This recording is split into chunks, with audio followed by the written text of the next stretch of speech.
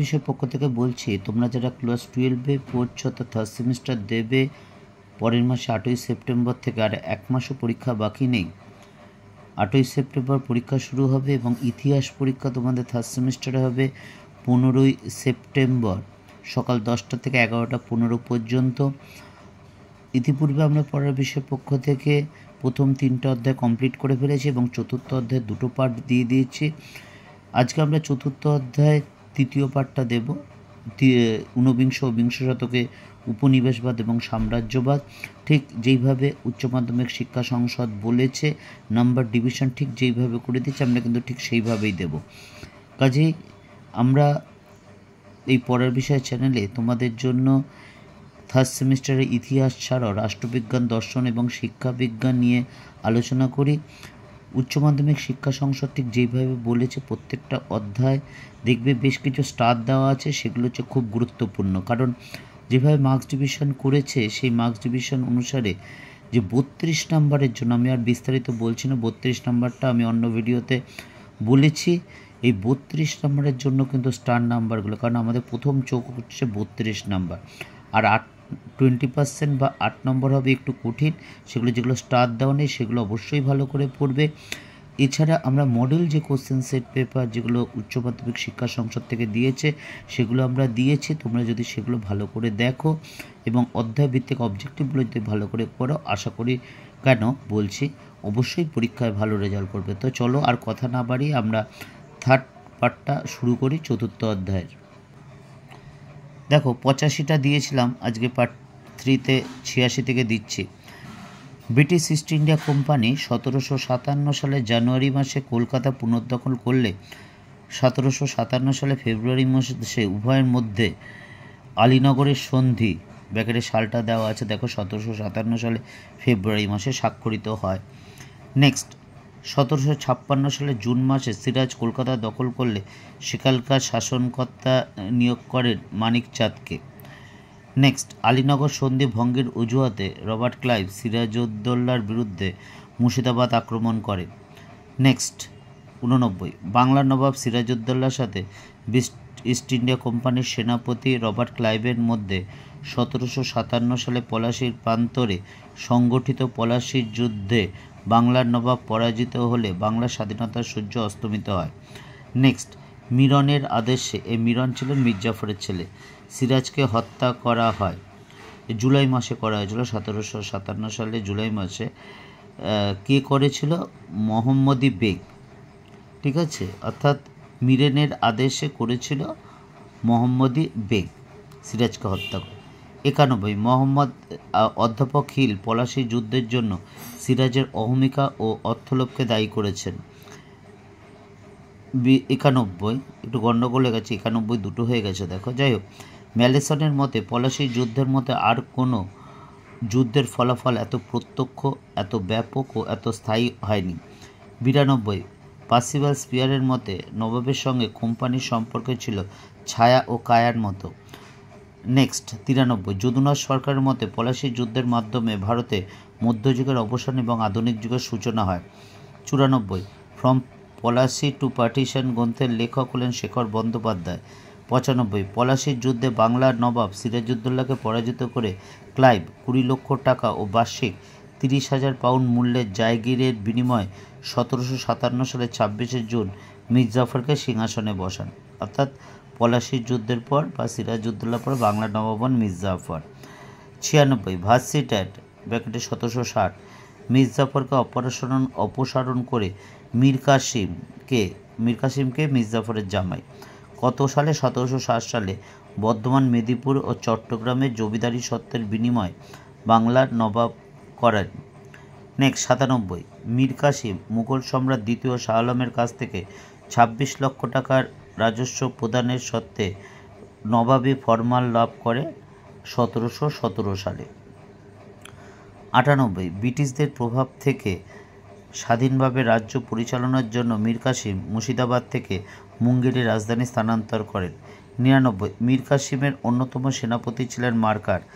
100, মীর কাসিম মুঙ্গেরে কামান ও বন্দুক তৈরির এক অস্ত্র কারখানা স্থাপন করেন। নেক্সট, অধ্যাপক গোলাম হোসেন মীর কাসিমকে এক তুলনাহীন ব্যক্তিত্ব এবং সেই যুগের সর্বাপেক্ষা বিস্ময়কর শাসক হিসাবে অভিহিত করেছেন। নেক্সট 102। 1763 সালে বাংলার নবাব মীর কাসিম কাটোয়া, গিরিয়া ও উদয়নালা যুদ্ধে ব্রিটিশ কোম্পানির কাছে পরাজিত হয়ে অযোধ্যায় পালিয়ে যান। নেক্সট 103। বাংলার নবাব মীর কাসিম অযোধ্যার নবাব সুজউদ্দৌলা এবং মুঘল সম্রাট দ্বিতীয় শাহ আলমের সম্মিলিত বাহিনীর সাথে ব্রিটিশ ইস্ট ইন্ডিয়া কোম্পানির সেনাপতি কে ছিল? দেখো ব্র্যাকেটে লেখা আছে মেজর মন্ডো। এর মধ্যে সংগঠিত 1764 সালে বক্সারের যুদ্ধে কোম্পানি জয়লাভ করলে বাংলা প্রকৃত শাসকে পরিণত হয়। নেক্সট, ভিনসেন্ট স্মিথের মতে পলাশির যুদ্ধ ছিল কয়েকটি কামানের লড়াই মাত্র, কিন্তু বক্সারের যুদ্ধ ছিল চূড়ান্ত বিজয়। নেক্সট 105। জেমস স্টিফেনের মতে ভারতে ব্রিটিশ কোম্পানির প্রকৃত উৎস হিসাবে পলাশি থেকে বক্সার যুদ্ধর গুরুত্ব অনেক বেশি। নেক্সট 106। বক্সার যুদ্ধে মীর কাসিম পরাজিত হলে কোম্পানি মির্জাফরকে বাংলার নবাব হিসাবে নিযুক্ত করেন।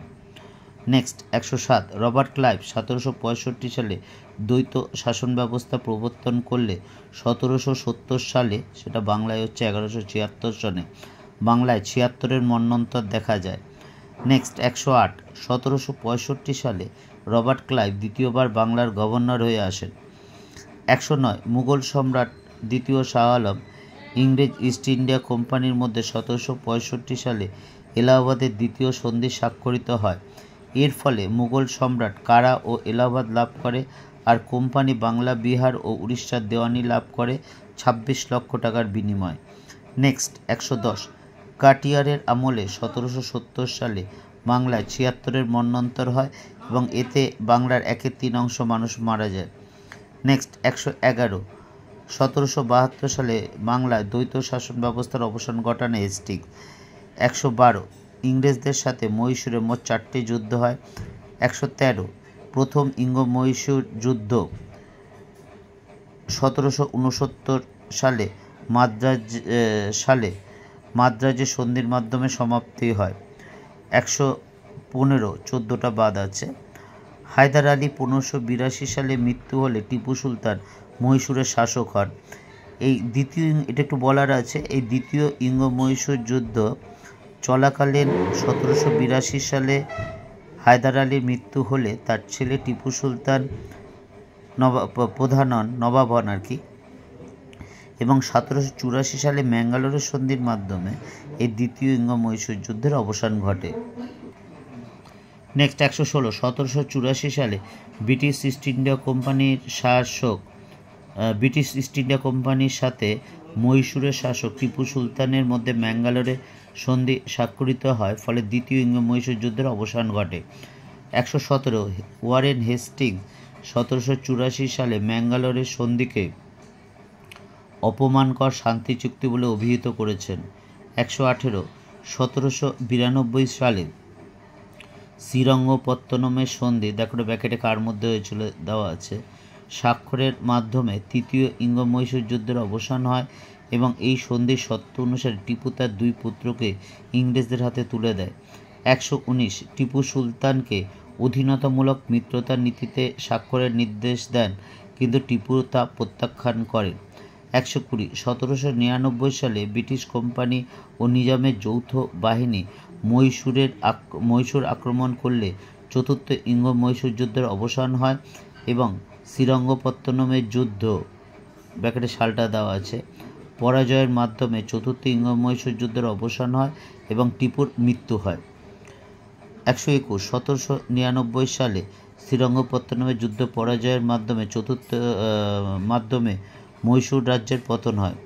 122। হায়দার আলী সাম্রাজ্য নির্মাণের জন্য জন্মেছিলেন, আর টিপু জন্মেছিলেন সাম্রাজ্য খোয়ানোর জন্য, ইহা বলেছেন মার্ক উইলসকন।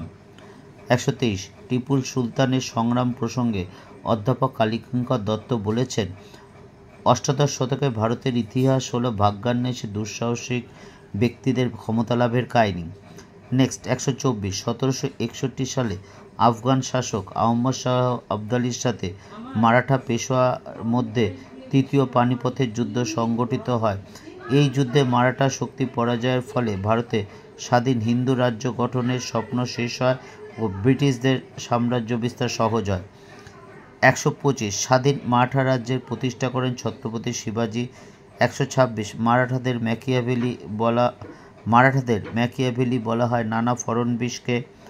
নেক্সট ব্রিটিশ 127 ব্রিটিশ কোম্পানির সাথে মারাঠা অধিপতি রঘুনাথ রাও এর মধ্যে 1775 সালে যে সুরাটের সন্ধি স্বাক্ষরিত হয় তা কলকাতায় ইংরেজ কর্তৃপক্ষ বাতিল বলে ঘোষণা করে। নেক্সট 128 প্রথম ইঙ্গ মারাঠা যুদ্ধ চলাকালীন 1776 সালে যে পুরন্দরের সন্ধি স্বাক্ষরিত হয় তা কোম্পানির পরিচালক সভা বাতিল করে দেয়। 129 1782 সালে সলবাই সন্ধি স্বাক্ষরিত হয় ইংরেজ ও মারাঠাদের মধ্যে এবং ব্রিটিশ কোম্পানি দ্বিতীয় মাধব রায়কে পেশোয়া বলে ঘোষণা করেন। নেক্সট 130 দ্বিতীয় বাজিরাওয়ের সাথে 1802 সালে কোম্পানির বেসিনের সন্ধি স্বাক্ষরিত হয়। এই চুক্তির মাধ্যমে পেশোয়া দ্বিতীয় বাজিরাও অধীনতামূলক মিত্রতা নীতি গ্রহণ করে। আমরা আগেও বলেছি, আবার বলছি, বেশ কিছু বাকি আছে, কাজে স্টারগুলো তোমরা কিন্তু অবশ্যই ভালো করে পড়বে। এই স্টারগুলো কিন্তু প্রত্যেকটা খুব গুরুত্বপূর্ণ। নেক্সট 132 মারাঠা সাম্রাজ্যের পতনের ভিত্তিতে ঐতিহাসিক পার্সিভাল স্পিয়ার 1818 সালকে জলবিভাজিকা হিসাবে চিহ্নিত করেছেন। 133 দক্ষিণ পূর্ব এশিয়ার মালয়ে প্রথম উপনিবেশ গড়ে তুলেছিলেন পর্তুগিজরা। 134 পূর্ব ভারতের দ্বীপপুঞ্জের অপর নাম হলো ইন্দোনেশিয়া, এখানে উপনিবেশ স্থাপন করে হল্যান্ড। 135 ইন্দোনেশিয়া 1950 সালে হল্যান্ডে, এই হল্যান্ড বলতে ওলন্দাজদের বলা হয়, ওলন্দাজ, এর থেকে স্বাধীনতা লাভ করলে সম্মিলিত জাতিপুঞ্জের সদস্যপদ লাভ করে। নেক্সট 136 স্পেনীয় নাবিক ম্যাগেলান 1521 সালে ফিলিপিন্স দ্বীপপুঞ্জে পা রাখেন এবং সেখানে স্পেন উপনিবেশ কায়েম করেছিল। 137 নতুন বিশ্ব বলতে বোঝায় আমেরিকাকে, ইহার নামকরণ করেন আমেরিকো ভেসপুচি। 138 আমেরিকো ভেসপুচির নাম অনুসারে আমেরিকা মহাদেশের নামকরণ করা হয়। নেক্সট 139 নতুন বিশ্ব, যেটা বর্তমানে আমেরিকা নামে পরিচিত, আমেরিকা মহাদেশ, সেটা আগে নতুন বিশ্ব ছিল। দেশগুলো থেকে সোনা, রূপা প্রভৃতি ধাতু বিদেশে রপ্তানি হতো। 140 কলম্বাস ইটালীয় নাবিক ছিলেন। সর্বপ্রথম আমেরিকায় সান সালভাদোর দ্বীপে পদার্পণ করেন 1492 সালে। নেক্সট 141 আমেরিকো ভেসপুচি ইটালি নাবিক 1499 সালে ব্রাজিলে যান।